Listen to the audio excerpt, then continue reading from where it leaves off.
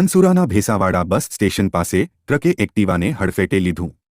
ધનસુરા હિંમતનગર માર્ગ પર ભેસાવાડા bus station નજીક પૂરઝડપે આવતા ટ્રકે એક્ટિવાને હડફેટે લેતા એક્ટિવા પર સવાર બંને વ્યક્તિઓ ગંભીર ઇજાગ્રસ્ત થવા પામ્યા હતા।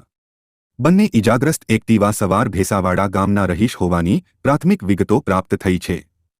અકસ્માતના પગલે ઘટના સ્થળે લોકોના ટોળેટોળા એકત્ર થઈ ગયા હતા। તંત્રની લાપરવાહીને કારણે લોકોમાં ભારે રોષ જોવા મળ્યો હતો।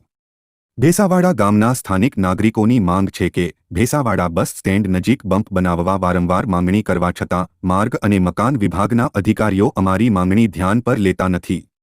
આવા અકસ્માતો સમયાંતરે સર્જાતા રહે છે, પરંતુ નગરોળ તંત્ર આ દિશામાં ચોક્કસ કામગીરી હાથ ધરતું નથી। અહેવાલ નિલેશ પટેલ, લોકાર્પણ। ભેસાવાડા ગામમાં વારંવાર અમે બમ્પ માટે ફરિયાદો કરેલી છે, પણ કોઈ બમ્પનું ગણગારતું નથી અને આ જાનહાનિઓ આવીને આવી થતી રહી છે। બીજી જાનહાનિથી ભેસાવાડા સિનોલ જોયા, સિક્કા જોયા, કેટલા બમ્પ છે। તમે ભેસાવાડા કોઈ બમ્પ જ નથી। તમે આ માટે આરએમબીમાં જાણ કરી? આરએમબીમાં 2 વખત જાણ કરેલી છે મેં ખુદે। તો પણ અહીંયા ગાડી કોઈ અધિકારીની કશું જ નહીં। એટલે આવું બધા જાનહાનિઓ થઈ છે, એટલે આરએમબીમાં 2 વખત વાત કરેલી છે। એટલે આ બમ્પની સગવડ કરાવજો।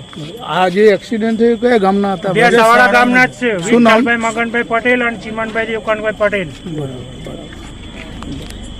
હું પાછો ભેસાવાડાનો વતની જ છું, પટેલ મેહુલકુમાર ધીરુભાઈ પટેલ। એટલે અહીંયા મેં જ આ જાનહાની જોઈ છે, એટલા માટે હું બમ્પ માટે 2 વખત આરએમબીમાં વાત કરેલી છે, બરાબર।